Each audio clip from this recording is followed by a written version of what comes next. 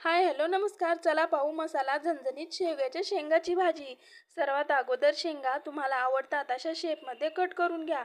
लगेचच थोडंसं तेल टाकून त्याच्यात जिरीचा तडका द्या व हळद टाकून शेंगा टाकून घ्या. थोडंसं पाणी गरम करून त्याच्यात टाका आणि मस्तपैकी शिजू द्या आणि तोपर्यंत मसाला करून घेऊ.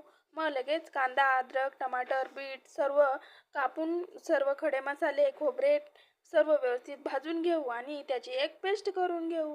आणि आपल्या शेंगा मस्त अशा शिजलेल्या आहेत. चला तर मग एका पातेल्यामध्ये तेल टाकून घेऊ. त्याच्यात कढीपत्त्याचा तडका आणि सर्व जगभरातले नाही पण घरातले असतील तेवढे मसाले टाकून घेऊ आणि मस्तपैकी तेल सुटेपर्यंत फ्राय करून घेऊ आणि लगेचच त्याच्यात आपण मिठात शिजवलेले शेंगा त्या टाकून घेऊ आणि चवीपुरते मीठ टाकून उकळी येऊन देऊ. तयार आहे आपली मस्तपैकी झणझणीत मसाला शेवग्याची भाजी. एकदा नक्की बनवा आणि कमेंटमध्ये नक्की सांगा की कशी वाटली तुम्हाला रेसिपी. तोपर्यंत